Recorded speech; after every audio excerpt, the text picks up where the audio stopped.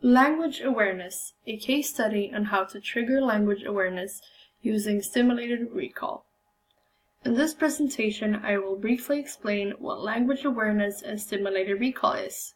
Furthermore, I will present a case study with a focus on form and using stimulated recall combined with corrective feedback as a trigger for increasing language awareness. My name is Arlinda Sokuali. Let's get started. What is language awareness? According to Association for Language Awareness can be defined as explicit knowledge about language and conscious perception and sensitivity in language learning, language teaching, and language use. Basically, language awareness is what we know about language, how we perceive it, and how aware we are of our ability to learn, notice, and utilize it. Furthermore, this quote by Schmidt that I have retrieved from Shannon Sauer's PowerPoint defines language awareness as, for learning to occur, second language learners must attend to and notice details and differences between the target language and their production or knowledge of the target language. And as I've written here down below, noticing details and differences between the target language and their production or knowledge of the target language also equals attention plus awareness. So, to have language awareness, one must be able to notice, attend to, and be aware of different features of the targeted language. What is stimulated recall? The first time I heard the phrase stimulated recall was through a study conducted by Eva Lindgren and Kirk Solomon on how stimulated recall is used as a tool for increasing language awareness. I will come back to explaining that study more thoroughly since it was the inspiration for my investigation. Stimulated recall is basically a conversation between either two peers or the teacher and a student where they discuss some form of accomplishments. Could be about a written task or an oral task. Fundamentally, it is a conversation about how and why the task is conducted in a certain way and what could be revised.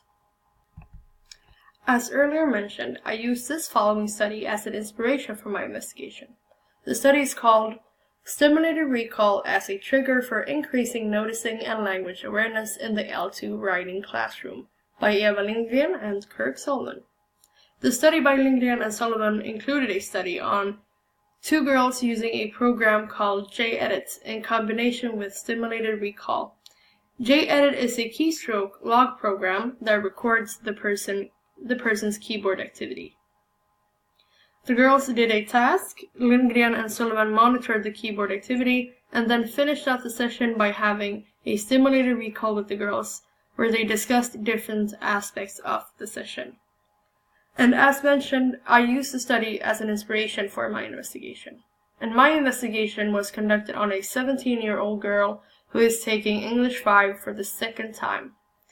Her proficiency level is quite low since it is the second time she is taking this class, and she rarely participates in classroom activities. What I mean by her not participating in classroom activities is simply that she rarely raises her hand or asks questions. I chose to do my investigation on her because I know that she struggles with grammar, and it would be interesting to see if the stimulated recall would help her increase language awareness. I chose to focus on form during this study, specifically grammatical tense. Preparation and conduction. The purpose of this investigation was to see if stimulated recall works as a trigger for language awareness. Also, if stimulated recall works better than explicit corrective feedback. So, this investigation was conducted as following. Firstly, I had one lesson where I introduced the grammatical rules of tense. I explained when and how to use past, present, and future. Then I did a small oral task including the entire class where I used solely explicit corrective feedback as my method. The task included the students working in groups of 5. There are 10 people in this class, which makes it 2 groups, where I listened to them talking about a favorite memory, so they could try using past, present, and future in the accurate manner. I mainly focused on the girl during this investigation. However, the reason to doing a small task with the entire class at first was to 1. See if explicit corrective feedback actually is a trigger to language awareness, and 2, get her comfortable in trying different outcomes. When mistakes were made, mainly mixing past and present, I gave them prompt corrective feedback when the errors occurred. During the next lesson, I handed out the official task. However, the stimulated recall investigation was only conducted on the 17-year-old girl. The task was called This Is Me. This Is Me was a task where the students wrote about their early life, present life, and future wishes. After the assignment was finished, me and the girl sat down for the stimulated recall where we discussed her text. After the stimulated recall, she corrected her text by herself, but asked for a lot of illicit feedback. Results. The stimulated recall session presented itself with a lot of interesting results. Firstly, I realized that my introduction to grammatical tense was not noticed or attended in the way that I intended it to be, since there were a lot of errors regarding grammatical tense in the girl's text. For example, I had just recently moved to Lund. It was a city in Sweden. The questions I used for my investigations were: how did you resonate when writing this sentence? Is this statement occurring in your past, present, or future? How could you write this differently? The most common answer to these questions were statements like this following quote: well, if I would write this in Swedish, I mean it like this. End quote. During the stimulated recall, there were a lot of aha moments. And when I asked the question, is this statement occurring in your past, present, or future? The student did a lot of self-correction, pointing to the fact that the task was actually carelessly made. However, when the student revised the task on her own, there were actually little to no errors made, which shows that the stimulated recall session was more triggering to language awareness than corrective feedback, since even after the corrective feedback, a lot of grammatical errors were made. But after the stimulated recall, little to no errors were made, and the student was also able to correct herself and rephrase if needed. Conclusion.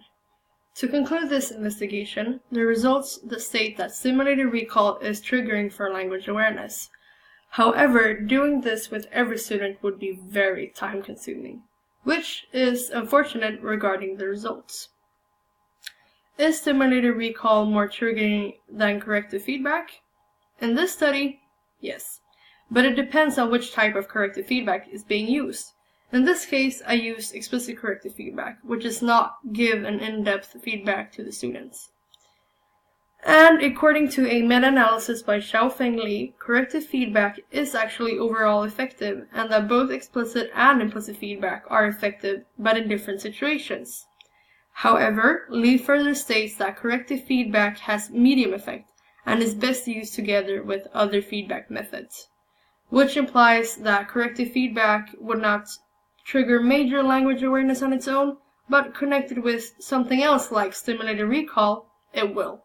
However, this was a very short investigation, so I don't have all the answers needed to actually state that this is true, but for this study, it is.